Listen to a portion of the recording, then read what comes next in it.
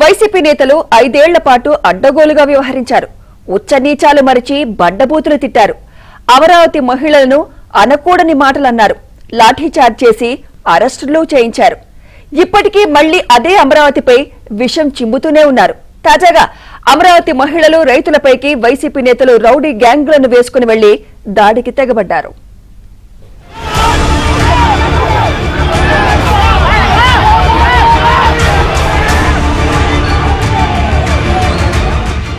ఏపీని మరో బీహార్గా మార్చాలని వైసీపీ నేతలు తెగ ప్రయత్నాలు చేస్తున్నారు. ఎక్కడ ఏ చిన్న సంఘటన జరిగినా ఏ విధంగా వివాదం చేయాలి, ఎలా రచ్చ చేసి ఘర్షణలు సృష్టించాలంటో రౌడీ మూకలతో తిరుగుతూ హల్చల్ చేస్తున్నారు. తెలుగుదేశం, జనసేన, బీజేపీ కూటమి ప్రభుత్వం అధికారంలోకి వచ్చిన తర్వాత కూడా వైసీపీ నేతల కుట్రలు, దాడులు ఆగకపోవడం గమనించాల్సిన విషయం. కూటమిని విచ్ఛిన్నం చేసేందుకు కులం కార్డు ప్రయోగిస్తున్నారు. సాయి కృష్ణ అనే వ్యక్తి అదృశ్యమైన ఘటనలో చట్టపరమైన విచారణ జరుగుతుండగా వైసీపీ నేత అంబటి రాంబాబు విడుదల చేసిన రక్తపు మడుగులో ఉన్న ఫోటో పూర్తిగా ఫేక్ అని పోలీసులు తేల్చేశారు. కూటమి ప్రతిష్టను దెబ్బతీసేందుకే వైసీపీ ఇటువంటి కుట్రపూరిత, నిరాధార ఆరోపణలు చేస్తూనే ఉంది. అమరావతి భూముల సేకరణ, రాజధాని అంశంపై వైసీపీ నేతలు రాజకీయం చేసేందుకు ఇంకా ప్రయత్నిస్తూనే ఉన్నారు. తాజాగా వైసీపీ మాజీ మంత్రులు, నేతలు దేవినేని అవినాష్, అంబటి రాంబాబు, పేర్ని నాని, లేళ్ల అప్పిరెడ్డి, రౌడీ మూకలు, రౌడీ షీటర్లతో కలిసి రాజధాని ప్రాంతంలో పర్యటించేందుకు ప్రయత్నించడం వెనుక పెద్ద కుట్ర దాగి ఉందనే అనుమానాలు వ్యక్తమవుతున్నాయి.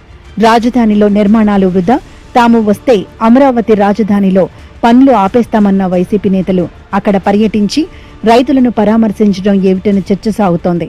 రాజకీయంగా కుట్రలు చేస్తూ రైతుల మధ్య విద్వేషాలు రెచ్చగొట్టాలనే రాజకీయ స్వలాభం కోసమే వారు వెళ్లినట్లుగా అర్థమవుతోంది.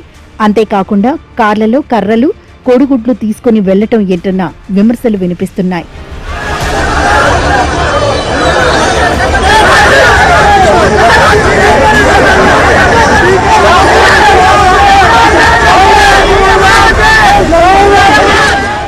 నిజంగా రాజధానిలో రైతులకు నష్టం జరిగిందని అనుకుంటే నాయకులు వెళ్లి వారికి సంఘీభావం ప్రకటించవచ్చు. కానీ రాజధానిపై విషం చిమ్ముతూ ఆ ప్రాంత ప్రజలను ఉచ్చనీచాలు మరిచి బూతులు తిట్టిన సంగతి మర్చిపారు. భవిష్యత్తులో అధికారంలోకి వస్తే అమరావతి నిర్మాణాన్ని ఆపేస్తామని రెచ్చగొట్టే ప్రకటనలు చేస్తూ మరోవైపు అక్కడ పర్యటించడం అంటే కేవలం ఘర్షణలు సృష్టించేందుకే అని స్పష్టమవుతోంది. వైసీపీ నేతల వ్యాఖ్యలతో ఆగ్రహంతో ఉన్న రైతులు, మహిళలే వారి పర్యటనను అడ్డుకున్నారు. వైసీపీ గో బ్యాక్ అంటూ నల్ల జెండాలతో నిరసన తెలిపిన రైతులపై రౌడీ షీటర్లతో దాడులు చేయించారు. అయినా వారు వెనక్కి తగ్గకుండా ధైర్యంగా ఎదుర్కొని వైసీపీ నేతలని తరిమికొట్టారు. ఇరు వర్గాల మధ్య ఘర్షణ జరగకుండా పోలీసులు నిలువరించారు.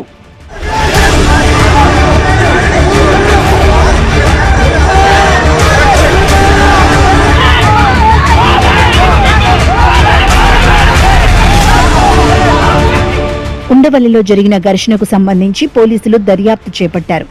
ఈ పర్యటనలో రౌడీ షీటర్లు పాల్గొన్నట్లు గుర్తించిన పోలీసులు వారి వివరాలు సేకరించారు. గతంలో టీడీపీ కార్యాలయంపై దాడి చేసిన వారి రైతులపై దాడి, కవ్వింపు చర్యల్లో పాల్గొన్నట్లు గుర్తించారు. పోలీస్ కానిస్టేబుల్పై దాడి వెనుక ఆ రౌడీ బ్యాచే ఉందనే అనుమానాలు వ్యక్తమవుతున్నాయి. తొలుత రాళ్ల దాడికి పాల్పడి రైతుల్ని రెచ్చగొట్టింది వైఎస్ఆర్సీపీ వెంట వచ్చిన రౌడీ షీటర్లే అని పోలీసులు అనుమానిస్తున్నారు.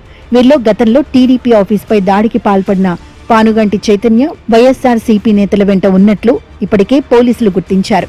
ఈ ఘటనలో వైఎస్ఆర్సీపీ నేతల్ని నిలువరిస్తున్న పోలీసు అధికారిని ఆ పార్టీ నేత అంబటి రాంబాబు కాలర్ పట్టుకుని తోసేశారు. దీనిపైన మరిన్ని ఆధారాలను పోలీసులు సేకరిస్తున్నారు. ఇలా రౌడీలను అడ్డం పెట్టుకుని దౌర్జన్యాలు చేస్తున్న వైనంపై సర్వత్రా విమర్శలు వ్యక్తమవుతున్నాయి.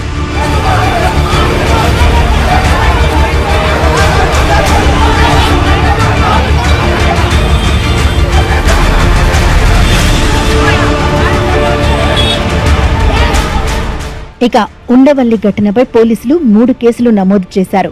పెనుమాకకు చెందిన తెనాలి మాణిక్యం ఫిర్యాదు మేరకు వైఎస్ఆర్సీపీ ముఖ్య నేతలపై ఎస్సీ, ఎస్టీ కేసు నమోదు చేశారు. వైఎస్ఆర్సీపీ నేతలు అంబటి రాంబాబు, పేర్ని నాని, దేవినేని అవినాష్, లేళ్ల అప్పిరెడ్డి, పానుగంటి చైతన్య, డైమండ్ బాబు, దొంతిరెడ్డి వేమారెడ్డి, నారాయణమూర్తి, మేక శివారెడ్డి, నూనె ఉమామహేశ్వర్ రెడ్డిలపై పోలీసులు ఎస్సీ, ఎస్టీ కేసు నమోదు చేశారు. అంతేకాకుండా పోలీసు విధులకు ఆటంకం కలిగించినందుకు తాడేపల్లి సీఐ వీరేంద్రబాబు ఫిర్యాదు మేరకు అంబటి రాంబాబు, పేర్ని నాని, దేవినేని అవినాష్, చైతన్యపై పోలీస్ యాక్ట్ 30 ప్రకారం కేసు నమోదు చేశారు. అలాగే వైసీపీ నేత నారాయణమూర్తి ఇచ్చిన ఫిర్యాదు మేరకు టీడీపీ మద్దతుదారులపై పోలీసులు కేసు నమోదు చేశారు.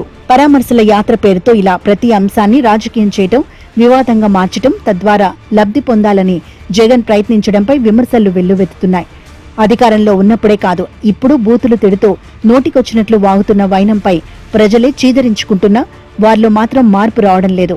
ప్రజాస్వామ్యంలో ఎలా ఉండకూడదు అనే దానికి వైసీపీ నేతలు నిదర్శనంగా నిలుస్తున్నారు.